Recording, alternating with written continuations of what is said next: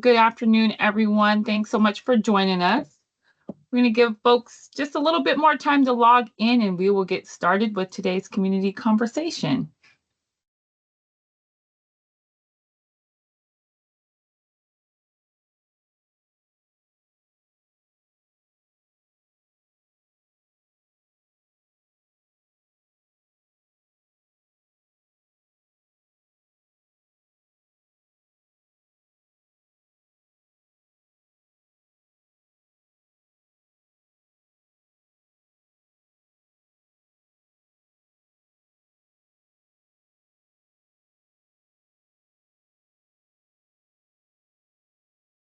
All right. Well, good afternoon, everyone. I am Ashley Mangum, she, her, and I have the absolute honor of serving as the Director of Kids Mental Health Pierce County.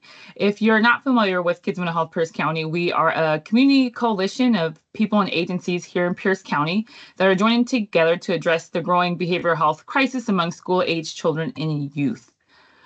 We are dedicated to developing a coordinated and responsive behavioral health system that serves the needs of children, youth, and families at the right time, in the best place, and with the best outcome for every family. This year, we always recognize May as Mental Health Awareness Month, and this year's Mental Health Month theme is More Good Days Together. And that really speaks directly to the power of connections, supports, and shared understanding, especially when it comes to supporting youth mental health. In today's fast-changing world, young people and their families face increasing pressures from schools and relationships to broader challenges like social media, community stress, and uncertainty about their future. These experiences can impact mental health being in ways that aren't always easy to recognize or address. While conversations about mental health are becoming more common, many families still find it difficult to know where to turn to help. Creating more good days for young people starts with ensuring families have clear pathways to support.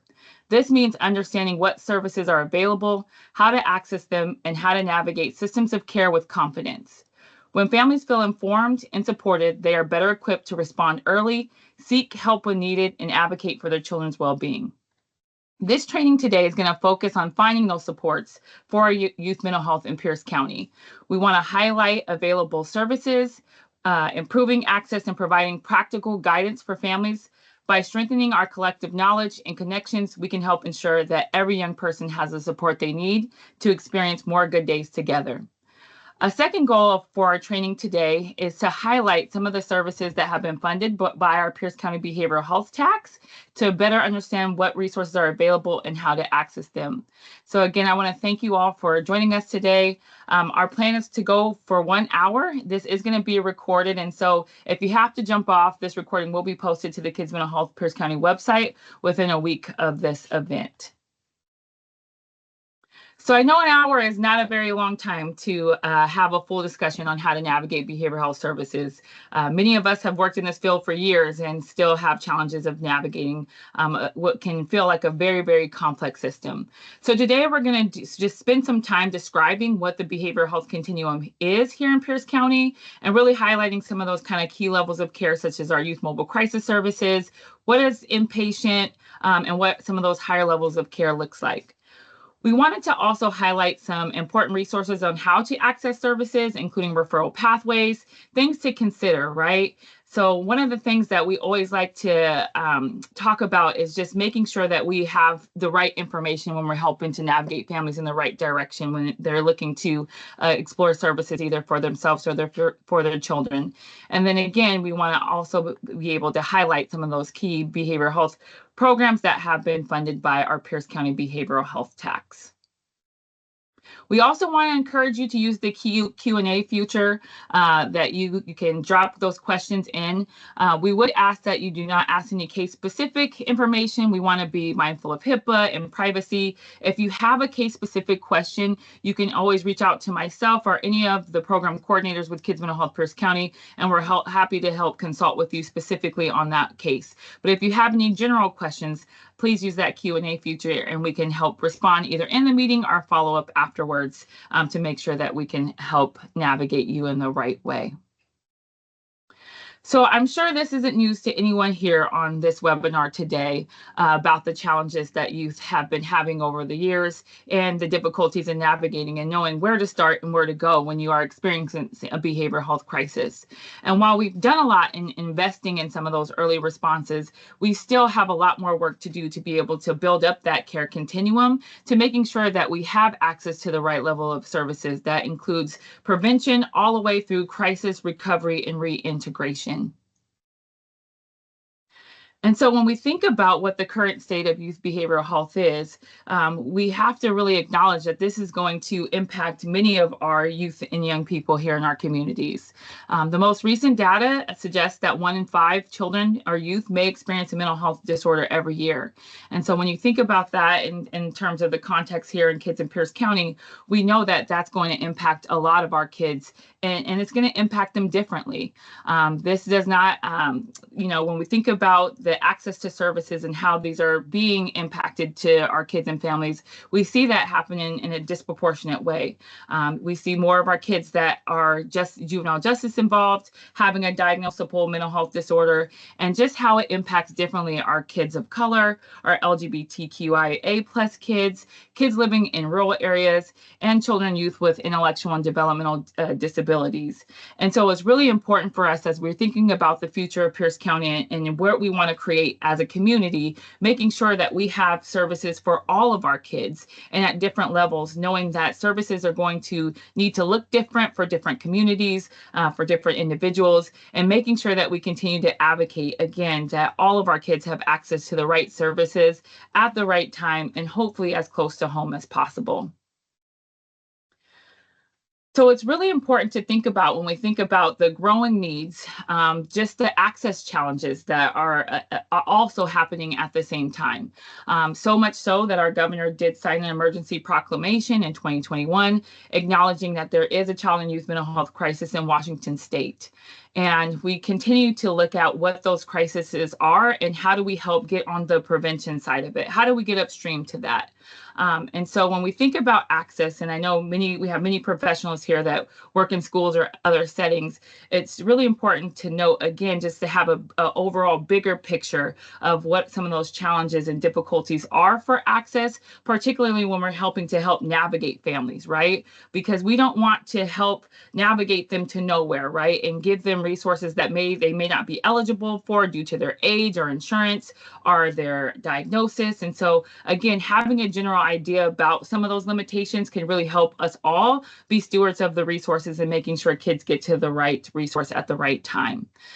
So again, talking about access, when looking at some of the most recent data, when we talked about 1 in 5 children having a diagnosis in 2023, about 1 in 3 children who had an identified need could not access those services still.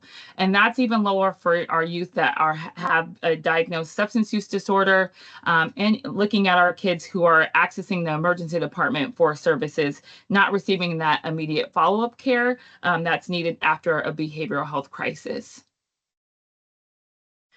And so when we talk about the behavioral health continuum, I really like this visual that our partners at Coordinated Care has shared, really giving a good visual of what those different levels of services are. And so oftentimes when I'm sitting in those conversations and I hear some of our community partners or others saying we need more mental health supports, I'm always asking, what does that mean? What does that look like? There are so many different levels, whether you're considering outpatient, intensive inpatient, partial hospitalization, residential care. All of those are different for the treatment goals, the average length of stay, where they're provided, and how you access them. And so again, as partners in this work, it's going to take really all of us. It's important to have a general understanding of what these levels of services are, again, so that we can help provide the education and support to our parents and caregivers and families when they ask them. So we're just going to spend some brief time here talking about some of those common levels of services that are being sought over, so we can, again, help point our families in the right direction. So the first service that I definitely wanted to highlight is our Youth Mobile Crisis Services. And I know our partners at Seneca are on this call, as well as some of our partners at Catholic Community Services, and they'll be able to talk more extensively about this service. But we do live in a community that has 24-hour mobile crisis response. And so what that means is that anyone in our community can call the crisis line and ask for Youth Mobile Crisis Services, and they can respond to that young person where they are. And I think that that's really, really important in our community as we continue to see an increase in the amount of kids that are being referred to the emergency department for behavioral health services, the amount of kids that are being referred to law enforcement, to know that there is an alternate response and how important and critical it is to meeting kids where they are and being able to provide that safety plan and support to the young person and within their family or their circle of connection to help support that young person. I often talk about just the experience that we hear about when we hear about kids coming into the emergency department. And when we looked at some of the most recent data that we have, about 80% of the kids that come to Mary Bridge for a behavioral health crisis are able to discharge home, meaning they don't need a higher level of care. And so we think about that experience of them having to come to the hospital, having to tell their story multiple times to the doctors, to the nurses, to all these professionals, ultimately to be discharged home, and sometimes discharged home with crisis services that could have been provided to them in the home. And so when we think about providing services through a trauma-informed lens and meeting youth where they are and having a really human-centered approach, it is absolutely critical that we continue to utilize those crisis services to ensuring that kids have access to those services in real time in the most appropriate setting. And so, again, I know Seneca will talk more about that, but just ultimately want to make sure that everybody knows that we do live in a community that has 2 youth mobile crisis providers that are able to provide that level of support. I briefly, again, want to just talk about the limitations of behavioral health services in the emergency department. We had the opportunity recently to, again, do some chart reviews and get a better understanding of why kids are being referred. And the most common referral from the behavioral health side was coming from other providers. So parents were reaching out to their primary care doctors, they were reaching out to their school counselors, and they were telling them to send their young person to the emergency department. And so I really think it's important for folks to just have a general understanding of what some of those limitations are and what could actually be provided in an emergency department setting. So again, as I mentioned before, when kids come to the hospital, there's generally a check-in process, they're triaged, and then there's a medical clearance process. What that means is the physician may order labs or testing just to make sure that there's nothing that is organically or medically causing that presentation. After that, there's generally a mental health evaluation done by a master's level clinician, and they're really assessing for immediate risk, right? Are they a danger to themselves, danger to others? They're not going to be giving a new diagnosis. They're often not looking at starting new medications, but really, again, assessing that immediate risk factors. And then they're going to be looking at that discharge planning, right? And so some of those options can include safety planning with the social worker, referral to outpatient services such as youth engagement services that we'll hear from in a little bit. They could also refer to youth mobile crisis services. We have a great partnership with our providers that are at times co-located there to help streamline that process. And then we can also refer to acute inpatient hospitalization. And that is another treatment option that we have questions about quite often. And that, again, is acute stabilization is typically 7 to 10 days. There are very limited beds across the state of Washington. If you look on my screen, you can see the most updated numbers through. Probably need to update that and just reassess. But the overall message that we want to send is there's very limited beds here in the state of Washington, and even less beds here in Pierce County. So what that often means are that children are often referred out of community. We have children that are referred out of state at time. And the goal for this, again, is for acute stabilization. So really focusing on safety and stabilization. And again, how do we get them connected to those lower levels of care and those outpatient support so they can continue to go to school and do those daily activities of living. The last option that I just wanted to briefly talk about is inpatient hospitalization for long-term, or what we often refer to as residential treatment. I know folks have often heard of Children's Long-Term Inpatient Program, or CLIP. And that is one of our more intensive inpatient psychiatric treatment programs that are available to kids here in Washington State 5 to 18. That is not something that is generally referred from an emergency department or hospital setting, and it is a process. And so, again, I think there's a lot of misunderstandings about what inpatient is and what it isn't and how you can access this. We definitely have longer trainings available on the Kids Mental Health Pierce County website that can help you navigate some of those questions. Or if you have different additional questions, again, happy to connect on that. But again, our goal for today was to really give kind of a baseline understanding of what some of these different levels of care are and how you may help support a family in navigating that. So as we talk about just important considerations when helping to support youth and families navigating services here in Pierce County, it's really important to consider youth and family voice, right? As a clinician, it's easy for me to say what I think you may need, but it's really important to hear from that youth and family about what they think that they need, what their family would benefit from it, and knowing that not all of our responses are going to be clinical. Some of them can be supporting them with a mentorship program or a community-based agency that specializes in working with a certain population. And so it's really important to understand that youth and family voice and engage them in that process. Age is also really important, and I'll talk next about minor mental health laws, but just knowing age of consent, will you need parent consent? All of those things are really important when helping to navigate and supporting that family. Insurance type is also important. There are certain services such as WISE that can be impacted based on your insurance type of whether you have Medicaid or commercial insurance. It could also impact whether you are able to access a treatment level such as residential treatment in terms of the where and what type of facility. And so understanding insurance type can be really helpful. And the other great thing about that is some insurance carriers also have behavioral health navigators or care management support that could be referred to if you have a family that really needs some additional support. So having some understanding of what their insurance type could be really helpful in navigating them and connecting them to additional resources and supports that may be available. School districts are also a great resource as well. Every school district has their own partnerships with either outside school providers that may be able to help support. I know Comprehensive Life Resources has a school-based contract and provides some services to some of our school districts. Youth Engagement Services support some of our school districts, and we'll hear some more about some of the other supports as well. But being able to connect with the school district to help identify what resources may be available within a school could be another important consideration to think through as you're helping to support a family.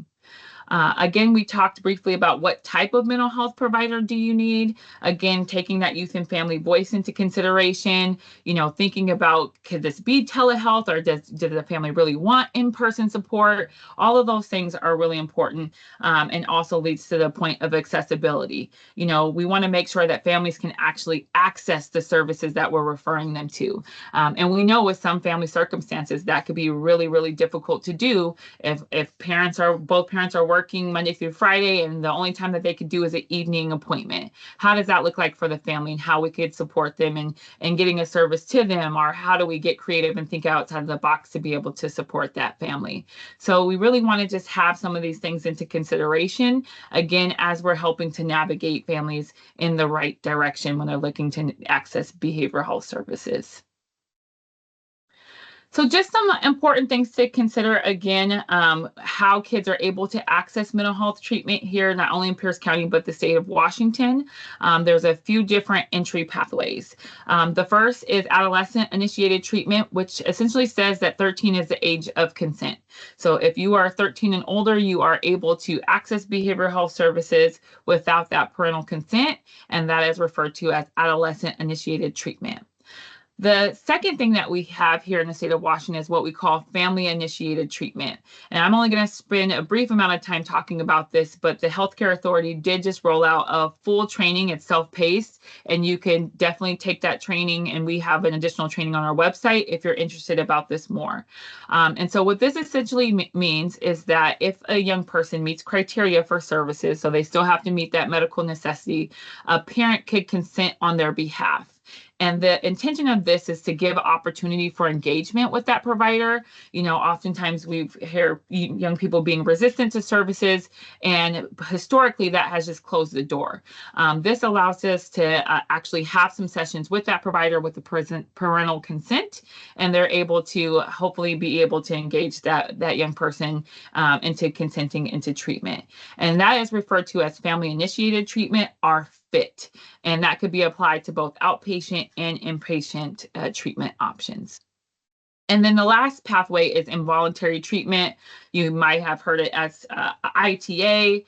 Sometimes you might hear the word detained, but that is the Involuntary Treatment Act. And so what that means is for any adolescent 13 or older that presents as a danger to themselves or a danger to others, they can be referred to a designated crisis responder, or DCR, who can come and evaluate them. And if they meet that criteria, they can be court ordered into behavioral health treatment. So that is a very brief overview of kind of those different laws that help inform consent and who can consent to behavioral health treatment for young people. And then the last thing I like to share is about information sharing. I know I get a lot of questions about what can and can't be shared without youth consent. And I think this RCW is really important because it does allow mental health providers to communicate some information to parents if we believe that that would help benefit the treatment process. When we are safety planning with families or with any individual, it's really important to have additional supports within that safety plan to help with accountability, oversight, supervision, and that could be really difficult to do if you're not sharing information with that person. So some of those examples of what could be shared could be diagnosis or treatment recommendations, recommendations for medications, again, those crisis or safety plans, referrals, and any kind of training and coaching that might be beneficial for that parent or caregiver. Also just want to call out that is specific to mental health. There are different protections for substance use disorders that do require actual written consent to be able to share information on that. But I always recommend, providers, parents, keep this RCW handy just in case there are barriers for information sharing to help better advocate for those collaborative conversations. So overall, I think the most important message for me and our team that we really wanted to share is that this really is going to take a whole community response. We know that there are so many different factors that help shape the mental health of our young people, and it's going to take all these layers of responses to be able to help support them. And it's going to have to come from all of us to be able to help fill those gaps and think innovatively as we're building the infrastructure and the formal responses to help better support our young people. And so you being here is part of that commitment of having that better understanding of how to help navigate young people who are experiencing behavioral health challenges, but also continuing this work forward to better partner and really help create those community responses that we know are much needed to help prevent, escalating crises and help keeping our young people healthy at home. So with that, I am excited now to hear from some of our local youth service providers about some of the resources that they're able to provide that have been supported by our Pierce County Behavioral Health Tax. So up first, I'm going to turn it over to Kiana Carter from our Youth Engagement Services program. Thank you, Ashley. Do you have my slide deck loaded in here, or should I share? I do. Let me get to it. Okay, awesome. Thank you. Hi, so my name is Kiana Carter, and I am the program supervisor for the Youth Engagement Services programs. So we will kind of do a 5-minute cliff notes of what our program offers and what that referral criteria looks like. So to just kind of give a quick overview of the why and the inception of this program. So the Youth Engagement Services program, formerly known as YES, was really created to be able to fill some critical gaps within our behavioral health system in Pierce County. So just some background information that I think Ashley alluded to really nicely earlier in her presentation. So consistent with trends across our nation, the mental health challenges that we're seeing from our youth in our community, particularly in Pierce County, have really reached some crisis proportions, which led us to some data-driven outcomes around the cultivation of the YES program.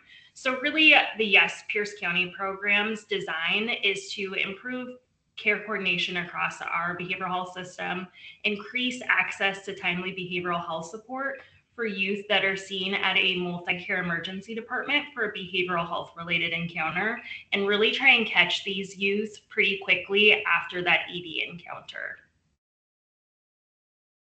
So to give an overview of the YES program, it really is a collaborative behavioral health treatment model that's focused on serving school-aged youth in Pierce County. So as an overview, the criteria is that a youth has to have been seen in a multi-care ER or interfaced with our crisis services in the community in order to trigger criteria. And so our program is broken up into 3 tiers. Our lowest level of care is going to be that behavioral health navigation. Our second tier is multidisciplinary team consultation. So really we're looking at those more complex behavioral health presentations that could include multi-system involvement. Perhaps we're seeing a kiddo that's a frequent flyer of one of our ERs. We're also seeing kids who are struggling maybe to engage with more traditional outpatient behavioral health services. So really trying to wrap around them and find what is the appropriate level of care for them. And then our highest level of care is direct intervention. So we call this our BEST program, and our clinicians are able to offer up to 90 days of brief therapeutic intervention following an encounter in an ER or crisis setting in the community. So just to dive a little bit deeper into each of those levels of care so that we can kind of have some additional context, I went through the behavioral health navigation piece a bit, and really, like, when I say behavioral health navigation, it's not our providers just handing a packet off of Psychology Today to families and caregivers. We're really trying to walk alongside them and coordinate care on the youth's behalf. So each time a kid comes into our program, our clinicians are doing a thorough assessment, assessing what's worked before, what hasn't, what is the clinical presentation, and what is their need at that moment. And from there, we can help schedule intakes with community providers. We can help them kind of wait out the wait lists and really kind of wade through the red tape that we know kind of litters our behavioral health system currently. Our multidisciplinary team meeting, which is our second level of care, we partner very closely with Kids Mental Health Pierce County, and we use that platform to be able to utilize their multidisciplinary team meetings, which has been endlessly helpful for those more complex behavioral health presentations. It gives families the opportunity to have all of the players at the table that might be providing services to their youth in one formal setting to be able to really put all their brains together and kind of think about in a thoughtful way how we can best support this youth. And then our brief therapeutic intervention services, as mentioned before, it's up to 90 days of care. So that can look like individualized treatment. It can look like family therapy. I know oftentimes it can look like one-to-ones with parents. Really, we're just trying to help stabilize right after that ED encounter. And it can also really look like a lot of different things in terms of where we're meeting these youth. Oftentimes it's school-based, but we are not opposed to going into homes, meeting in community settings. Really, figuratively and literally, we're trying to meet these youth and families where they are at and providing them the services that they need within their community. So really what everybody wants to know, besides what our program can provide, is eligibility and referral process and criteria. So as Ashley mentioned, we're funded through the Pierce County Human Services Behavioral Health Tax. So that means that anybody that's referred to our program can access it regardless of insurance status. Really, we have a pretty low threshold and barrier. So we are serving school-aged youth, so there is not a criteria on age. I think the youngest that we typically see is maybe like 6, 5 at the youngest. So we do have some flexibility in that space. And then in terms of just making a referral, so we try and make it as seamless as possible. You can go to Kids Mental Health Pierce County. There's a tab at the top right, I believe, and there is a referral portal that is labeled Yes Pierce County.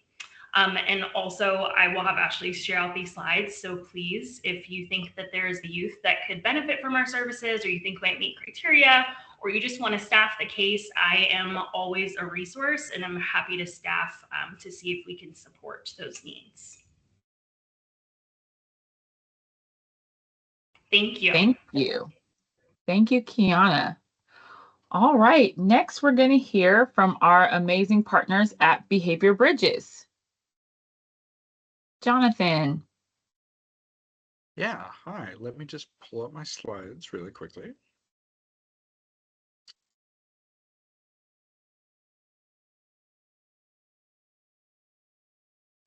Maybe, let's see.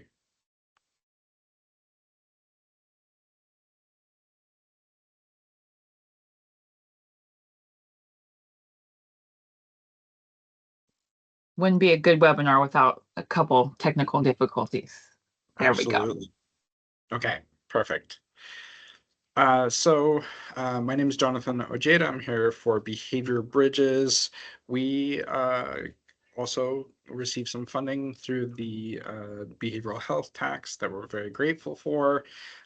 We are using a couple different ways that I'll get to here more in a moment. But just as a brief introduction to who we are as Behavior Bridges, we have been around for as of this week, 11 years. And we're really here dedicated to helping individuals overcome a host of different obstacles. Sometimes that looks a little bit differently, right? Our goal through that is to provide effective behavioral and educational services to anyone that we can across that lifespan. We do that a couple different ways, though. So one of the ways that you'll see more here in a minute is that we do this through ABA. We also do this through our social groups, which is one of the programs that is funded through that BHTC tax. We do that through our workshops. We do that through some of our staff training, which I'll touch on a little bit here as well, and then our caregiver training that'll go alongside that, and finally some education consultation. So diving into those pieces. For those of you that aren't aware, ABA just means Applied Behavior Analysis. For us, we tackle this as a tailored service that's really individualized to the person and to their circumstances. From that side of things, we then target an intervention strategy and kind of design and promote positive behavioral changes for them, for their goals, and for their families. We try to target those socially significant outcomes and aim to support beneficial growth, not just for growth's sake, but really for what those goals are and what the person needs in their life. And in doing that, we also provide some comprehensive assessments to kind of focus our ABA models around, again, what that person needs for that specific program. We do so from South Hill, so Puyallup over here. We have a 10-mile radius for our services, and we can do them in-home, in the center, and in the community. I'll get into it a little bit more, but we also are able to do this using a couple different payment methods, insurances, and some private pay options as well. The second program that I touched on a little bit at the beginning there was our social groups. What this looks like are essentially these loosely structured hangout style groups with sort of different themes and different skills. These target different age groups and are usually 1 to 3 hours long at a time. As I said before, our services are for the entire lifespan. So we start as early in this as our 2-year-olds, and we move all the way through into adulthood. And we break them down. So we've got an early learner group, we've got a 5 to 7-year-old group, We've got an 8 to 12 group, 13 to 17, and then of course our adults. We also offer specialty interest groups, like if one of our clients, for example, brings up they have really big interest in maybe Dungeons and Dragons. This is something that we've had for a while now and that we've had wild success with, because it gives people a opportunity to practice those social skills in a little bit different setting with a kind of different perspective to it. So we offer special interest groups that if someone raises the interest, we can, with support from our community, do stuff like this with. Another form of our social groups are our peers and social skills courses, where our social groups are kind of this loosely structured hangout group where we are working on social skills, again, based on the age group. We also have kind of a more structured curriculum-based setting, and that's where this peers and social skills course comes in. So for this one, we're really targeting our 9 to 12-year-olds, our 13 to 17, and our 18-year-old and up. This is all based on these evidence-based social skills trainings developed through the PEERS program, that is meant to support neurodiverse children, adolescents, and adults. In these specific classes, we're teaching essential skills for making and keeping friends, so those core social skills related to those pieces. Also focusing on how in those social settings do you handle conflicts? How do you address bullying and those kinds of things? We, as a part, no, excuse me, as of this week, have our summer materials out and up. So if anyone's interested in getting those, I'll have links at the end, but we do have summer openings for both of those if anyone's interested as well. And then the next chunk of our services focuses on our kind of caregiver trainings and our workshop side of things. We have a series in terms of our workshops and our caregiver trainings where we focus on preventing and responding to challenging behaviors. Say someone is presenting with some things either at home or in the community or with another provider that maybe a caregiver just wants some additional support in learning how to assist with. That's kind of the focus of this training. We tackle that through the first training, which is named Preventing and Responding Challenging Behaviors. But then we also tackle it by looking at what can we do in the environment and giving caregivers and educators some support there through setting up successful environments. And then also through a third training where we talk about specifically managing the challenging behaviors. And then the next piece that I'm going to talk about is our partnerships with educators and professionals for that staff training and educator training. Sorry, that word is just throwing me off today. But we do this in collaboration with schools all of the time. We partner with schools to develop and really try to align the goals and the strategies in order to support the specific students that we might be working with as part of contract, or if we're coming in and we're working with staff members to provide them some additional tools to assist with maybe those challenging behaviors, the management or the setting up of successful classroom situations.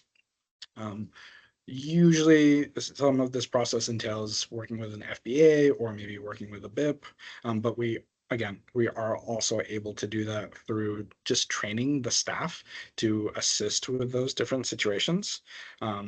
We can assist with the IEE services side of things, and then if none of those pieces end up being what they need, we also have partnerships with other services that we can kind of aim it towards that way. That's the collaboration schools piece. We also offer the short-term consultation and your youth crisis consultation side of things, where through our referral programs, we are able to assist in those crisis situations on kind of a short-term basis. We usually end up partnering with local hospitals and crisis services to support our neurodivergent population, and in particular our youth, when they're having that behavioral and mental health crisis situation. What we do is we will come in as a part of the team and we will focus on the neurodivergent piece and use our backgrounds there to support and communicate essentially what we can do, as well as to try and obviously meet their needs, and then focus on if we can't assist with those other pieces, that and provide resources for anything else that we can assist with, including for dual diagnoses. And I believe I'm almost out of time, so I'm just going to end it there. But we do have a multitude of options to pay for each of those services. A lot of them are currently being supported by that BHTC tax. But in the instance that there are people interested in other ways to access those services, then we have a host of ways to do that. And I'd be happy to chat with those people individually about what that looks like. Thank you so much, Jonathan. I cannot speak to how amazing Behavior Bridges has been as a partner and as a community provider and how essential these services are. So thank you so much for sharing that. I'm going to transition next to our partners at Big Homie Ministries. And I see Lorraine is here, or maybe Ashley. Yes. So, hi, everyone. My name is Lorraine, Executive Director of the Big Homie Program. So we are one of the funded organizations for mental health services in Pierce County. Right now, what we're doing, so how families and youth can access services and sign up to receive services is just by our website. So for everyone here, if you would like to refer a family, you can visit our website. We specialize in working with young people who are street connected. And so the goal of our project is to just be working with kids that are really heavily in the streets, that are gang involved, that, maybe like McKinney-Vento students, just students struggling. A lot of them are typically on probation or have some sort of case, experiencing homelessness and food insecurity. And so that's really the focus of what we're doing, is trying to get those families enrolled in the services, because they're often really hard to reach for like counseling and therapy and that sort of thing. Um, and so right now we're working with an entire team of Black and Brown therapists, family therapists.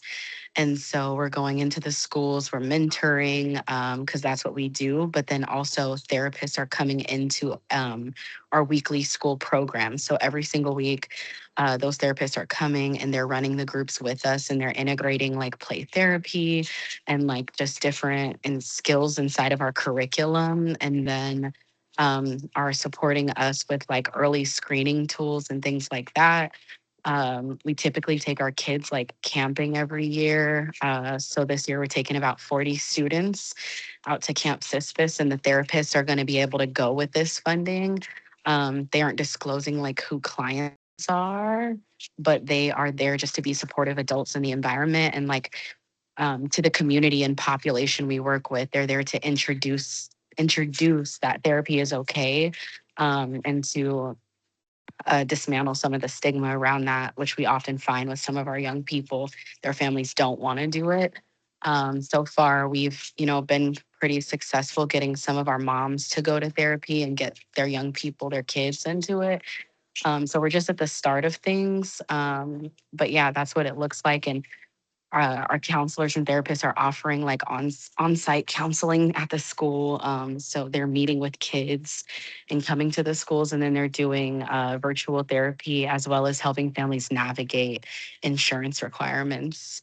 A part of what we're doing is also taking them on activities to encourage them getting out, and to reward like their hard work, coming to group, coming to therapy, staying on the right track, and working on some of the substance use issues we see, working on attendance issues, but also just working on themselves. So yeah, that's a little bit about what we're doing at the moment. And we are looking for a few more schools to work with, but currently we're primarily working with like Washington High School and Keithley. But we are open to any young people in the county. Thank you so much, Lorraine. And we'll make sure to share the website information when we send out materials from this training and the recording. So thank you so much for sharing that overview. All right. Next, we're going to transition to our partners at Oasis Youth Center. We have Elm. Good afternoon, everyone. My name is Elm McCrummon. My pronouns are she, they. I am the Development and Communications Coordinator at Oasis Youth Center. Let me get my slides up. Can everybody see that? Yes. Great. So I want to talk a little bit first about who we are at Oasis. Oasis Youth Center is a drop-in resource and support center for queer and questioning youth ages 11 to 24. We are the only LGBTQ plus youth center in Pierce County. And our programming and services span advocacy, prevention, and leadership development continuums. The main Oasis Center is located in downtown Tacoma. We do have a satellite location in Lakewood as well. And we do host a 24/7 emergency line that anyone can access if they find themselves in crisis.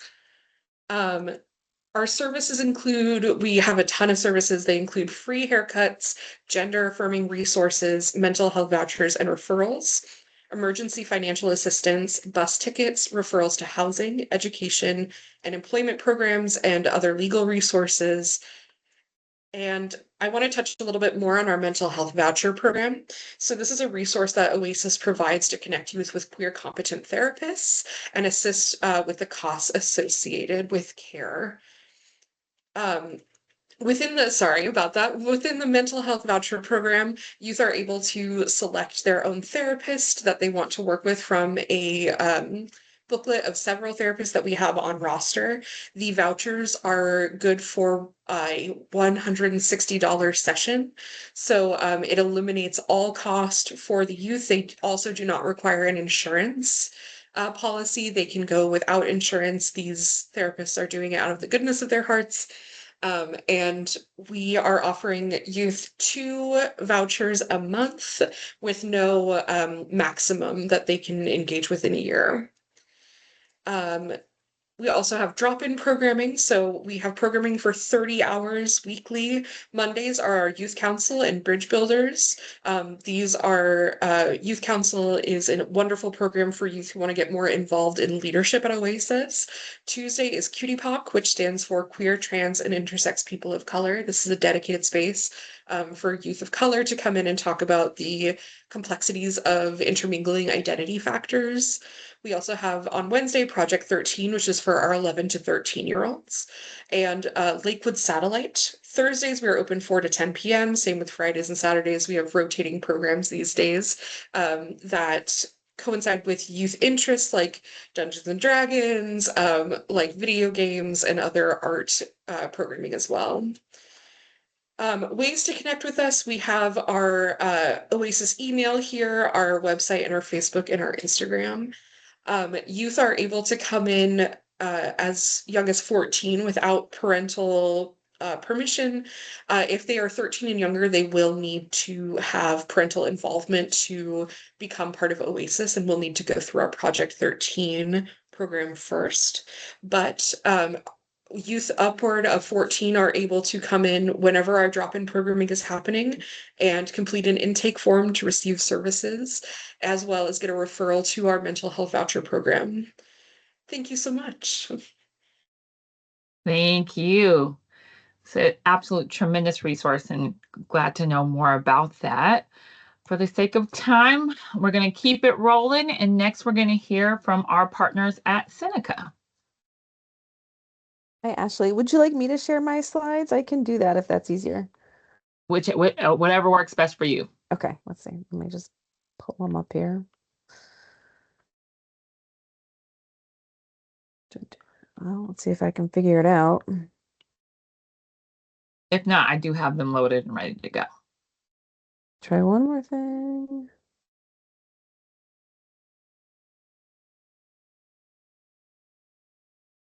See if this works to, oh wait, let me do it like that. Does that work? Yep. Okay. My name is Stephanie Gertis. I use she, her pronouns, and I'm really happy to be here with you all today to talk about the services that we offer at Seneca. For those that maybe are a little unfamiliar with our program and our organization, Seneca was founded in 1985 in the Bay Area in California. We provided some residential and day treatment programs with a simple but powerful mission to help children and families through the most difficult times of their lives. And our growth has been guided by a commitment to what we call our unconditional care model, which is essentially doing whatever it takes to help children and families thrive, even when faced with tremendous challenges. We serve about 25,000 youth ages 0 to 21 and their families annually across 18 counties in California, and we have 2 counties here in Washington State. We have a multi-sector system partners. We work really closely with education partners and school districts, social services, Medicaid, mental health services, commercial insurance plans, and juvenile probation. We've also been Joint Commission accredited since 2010. Here in Washington State, we provide education, like mental health services in education settings, in district and charter schools. And there's sort of a list of some of the different school districts and charter schools that we partner with. We provide community-based services. So again, like many others have shared, really meeting kids where they're at. So we have wraparound with the WISE model in King County and in Pierce County. We have an outpatient clinic in King County and a juvenile justice assessment team. And then also in Pierce County, we have our MRSS program, which is the mobile response and stabilization services. So I'll start by talking about the Pierce County non-Medicaid WISE. This is also in partnership with Pierce County Behavioral Health and the Behavioral Health Tax. This is unique, really unique in the whole state of Washington, in that there are not many people who are able to provide, there's not many providers who are able to do the non-Medicaid WISE. So I think we are maybe one of the more robust programs statewide for non-Medicaid youth. So here in Pierce County, we are really providing the full WISE model of service to non-Medicaid youth in Pierce County. So that can mean either no insurance, uninsured, or some of our youth are also privately insured. But those are, services. The WISE model has been typically just completely impossible if youth didn't have Medicaid. So our program is really trying to work to address that need. We are focused on serving youth and families in the more rural areas of Pierce County, so outside of Tacoma proper. And with this program, it really is like the full WISE model. So it's everything you've sort of come to know about WISE statewide, but each youth is assigned a clinician, a care coordinator, and either a youth partner or a family partner. All of our cases that are open would have at least one peer support specialist. We're offering individual therapy, family therapy, peer support, and psychiatry as well, all like bundled in the WISE model. And we really do meet youth and families where they are. So services can take place in the home, in the community, in schools, kind of essentially wherever the family needs us to be. We're serving youth from birth up to age 21, but I would say our most common age range for the clients is typically about 8 to 18. Our average length of service is 12 to 18 months. So what's nice about this is that it can be more long-term care. Often in a wraparound model, their families have a lot of acute needs and multiple stressors. So the fact that we can work longer with our families really does, I think, yield more promising outcomes. We really are focused on addressing youth, supporting youth with some of the most acute needs. We still adhere to the statewide WISE eligibility criteria. So all youth that are referred to our program will do an initial, what's called like the short screening, and we make sure that they would meet the eligibility criteria for WISE. And engagement with the full family system is really the focus of our work, as much as youth want us to do that. But we really believe that like engaging the full family system is going to yield also more lasting positive outcomes. And we are working to build youth's natural support system so that once the WISE program is done and steps out, they have long-standing like natural supports that can continue to support their progress. Okay, let's see. And I'll talk briefly about the mobile response team as well.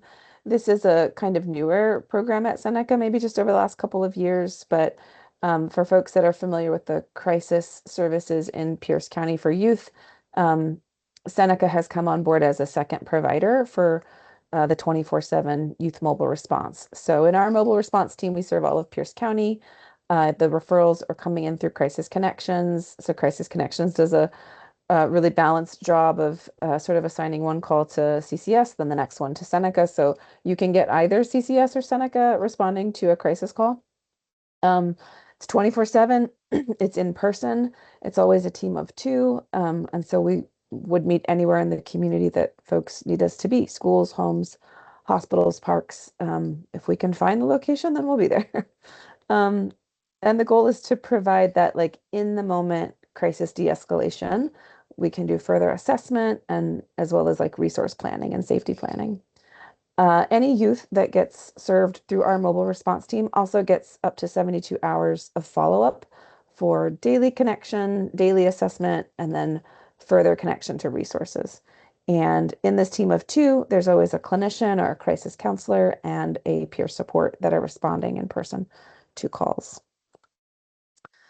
Stabilization is also a part of this service. And so some of the youth that will be served through that initial crisis call might have a clear need for ongoing stabilization. So the stabilization service is a continuation of the mobile response, just for more stabilization intervention. In both of these programs, like the MRSS, well, the mobile response and stabilization, they would accept any insurance. So insurance doesn't matter what kind of coverage a youth and family might have.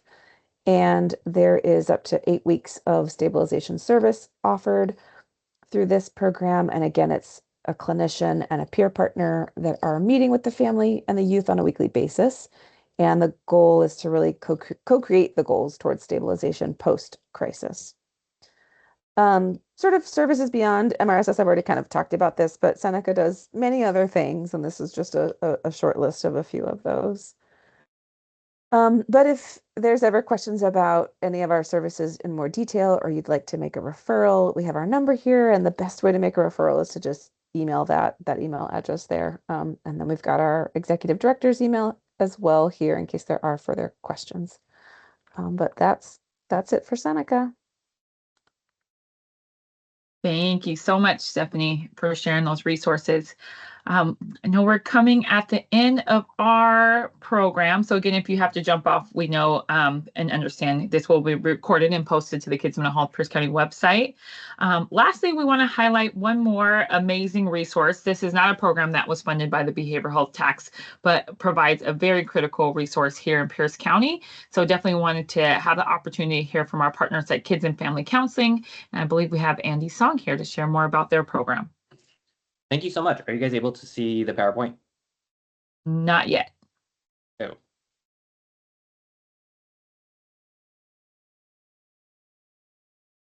How about now? There you go. Okay. All right. So I'm Andy. I'm with Kids and Family Counseling. We offer a multitude of services. Just a little bit of background. I've worked from the state level over at DDA headquarters to developing and designing the biobehavioral inpatient unit over at Seattle Children's. I taught over at UW Medicine, and now currently I run and operate Kids and Family Counseling. I decided to leave the public and hospital sector because I started to recognize that I was making referrals to resources that didn't exist for families who needed the care the most. And so we offer a multitude of services. We offer ABA therapy, mental health counseling, and also psychological testing and autism diagnostic testing. Our approach is rooted in data and research. Our approach is also rooted in service. We're family-centric. We want to provide free services and supports in many different areas through things like training, consultations. And then our philosophy is that therapy and services should not be stressful or unpleasant, and it should also be accessible. We are one of the only Medicaid-only providers in Tacoma at this time, although we serve both Pierce and King County. We are ACE certified through the BACB. We're also in network with most major insurance companies, as well as every Medicaid MCO as well. And through our work, I want to make sure that we're doing our best to provide culturally responsive care. And so whenever we have conversations about equity and lens of equity for mental health accessibility, I always like to start off the conversation question with asking equity through whose lens? Because currently we still see a system where many people are forced to fit into a westernized perspective or view of how mental health treatment should be delivered. And so part of what we do is we engage in a lot of independent mental health based research. And so currently we are partnering with UC Davis. And so we're looking at different service and intervention strategies to meet our BIPOC families. We also are currently doing research over in India because one of our biggest focuses are how do we identify and understand mental health in terms of its interpretation for our first-gen non-American citizens, and how do we apply the differences in language, understanding, and navigation of mental health within family systems and structures for those who are here in the United States, both coming from first, second, and third generation households. So again, we offer comprehensive autism diagnostic testing.